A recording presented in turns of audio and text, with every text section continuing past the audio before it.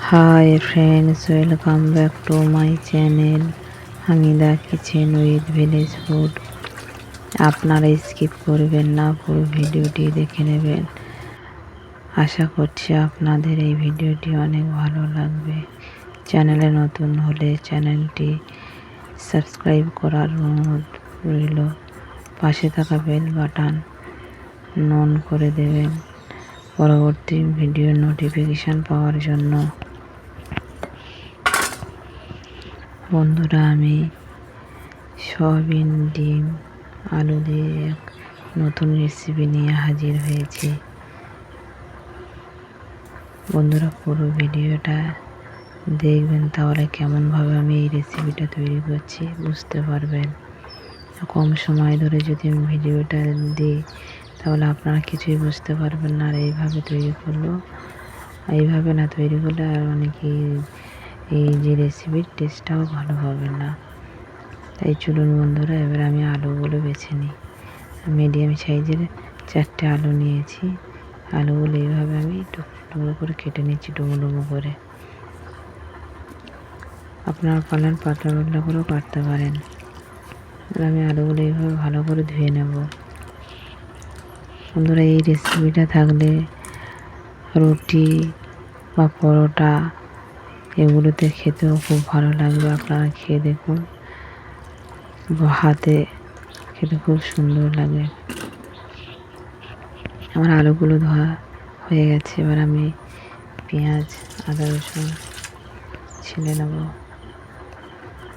আমি 2টো মিডিয়াম সাইজের পেঁয়াজ নিয়েছি আর পেঁয়াজ ছেঁড়া হয়ে গেছে। এবার আমি পেঁয়াজগুলো ধুয়ে তুলে নিয়ে পেঁয়াজগুলো পাতলা পাতলা করে কেটে নেব।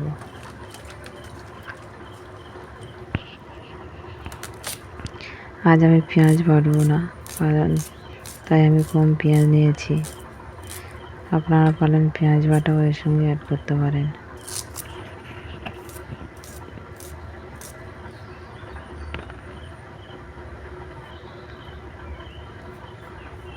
বন্ধুরা, পুরো ভিডিওটা দেখবেন, সাপোর্ট করবেন, পাশে থাকবেন। আরও ভালো ভালো ভিডিও দেওয়ার সুযোগ করে দেবেন বন্ধুরা। আমার আদাগুলো ছেলা হয়ে গেছে। আমি 2 টুকরো আদা নিয়েছিলাম, কারণ আমি আজ কম মশলা দিয়ে রান্না করব। আর রসুন নিয়েছি কিছু, রসুন আমার ছেলা হয়ে গেছে। আদা রসুন ছেড়ে গেছে। আদাগুলো ধুয়ে তুলে নিয়েছি, রসুনগুলো ধুয়ে তুলে নেবো। সব কিছু রেডি হয়ে গেছে। এবার আমি শিলের কাছে গিয়ে এগুলো বেটে নেব। আদা রসুনটা বাটবো, আজকের পেঁয়াজ বাটবো না। শিলটাও হয়ে গেছে।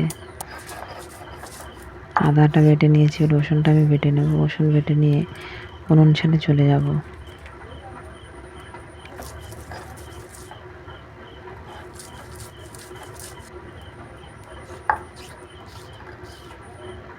উনুন ছেড়ে চলে এসেছি। এবার আমি কড়াতে কিছুটা জল দিয়ে দেবো।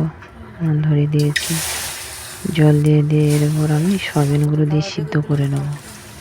বন্ধুরা, এইভাবে সিদ্ধ করে দেখবেন সব নরম হবে, খুব সুন্দর। ডিমের সঙ্গে দিয়ে যখন আপনারা ভাজবেন ফুলবে, খুব সুন্দর হবে আর টেস্টটাও দ্বিগুণ বেড়ে যাবে। আমার সিদ্ধ হয়ে গেছে সয়াবিনগুলো। এবার আমি তুলে নেব। নিয়ে ঠান্ডা জল দিয়ে এই সয়াবিনগুলো আমি নিগড়ে জলগুলো বের করে দেবো। এভাবে চেপে চেপে আমি জলগুলো বের করে দেবো। সব সয়াবিনের জল বের করে দেওয়া হয়ে গেছে। এবার আমি এতে 2টো ডিম কেটে দেব। আমি দেশি মুরগির ডিম নিয়েছি। আপনারা পারলে পোলট্রির মুরগির ডিম নিতে পারেন। 1 টেবিল চামচ লবণ নিয়েছি, 1 টেবিল চামচ লঙ্কার গুঁড়ো, 1 টেবিল হলুদের গুঁড়ো নিয়ে এর সঙ্গে আমি কিছুটা বেসন দিয়ে দিচ্ছি। দিয়ে এগুলো আমি ভালো করে মেখে নিয়ে কিছুক্ষণ রেখে দেবো ঢেকে। আমার সয়াবিন, ডিম, বেসন মাখা হয়ে গেছে। এবার আমি ঢেকে রেখে দেবো। উনুনে কড়া বসিয়ে দিয়েছি। কড়া গরম হয়ে গেছে। এবারে তেল দিয়ে আমি সয়াবিন মেখে রাখা সয়াবিনগুলো দিয়ে ভেজে নেব। দেখবেন কত সুন্দর ফোলে আর কতটা সফট হয়।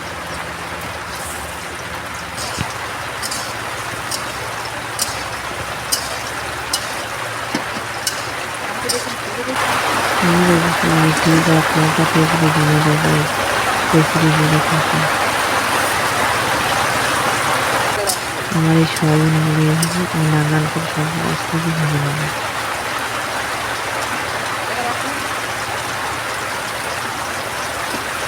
দেখুন বন্ধুরা কত সুন্দর ফুলছে। সব সয়াবিন আমার ভাজা হয়ে গেছে এইভাবে।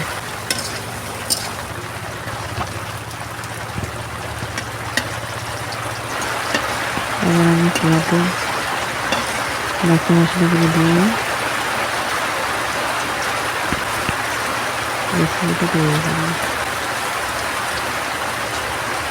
একটা তেজপাতা দিয়েছি, তেজপাতা লঙ্কা কেটে দিয়েছি, গোটা ধনে গোটা ধনে দিয়েছি, এলাচ এগুলো দিয়ে ভালোভাবে মশলাগুলো ভেজে গোটা মশলাগুলো ভেজে নেওয়ার পরে আমি কেটে রাখা পেঁয়াজগুলো দিয়ে দেবো।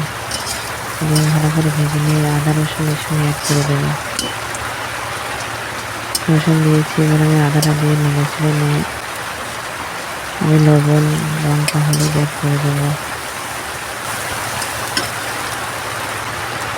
1 টেবিল চামচ লঙ্কা লবণ দিয়ে দিয়েছি। সঙ্গে এবার আমি লঙ্কা 1 টেবিল চামচ দিয়ে দেবো। 1 টেবিল চামচ হলুদের গুঁড়ো দিয়ে দেবো।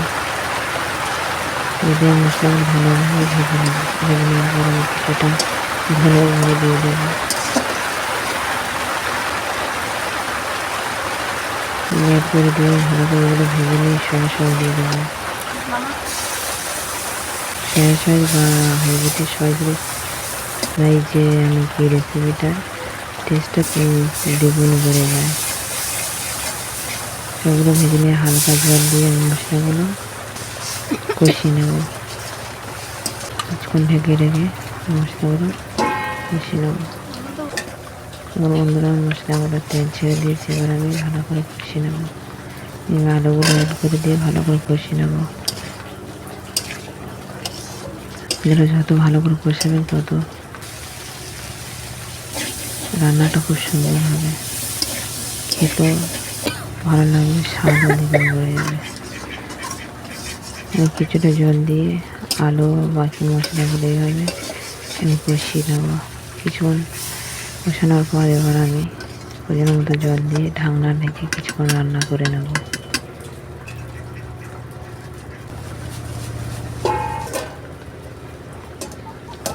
আমার রান্নার এবার আমি 2 রকম মশলা অ্যাড করে দিয়ে সয়াবিন উপরে ঢেলে দেবো।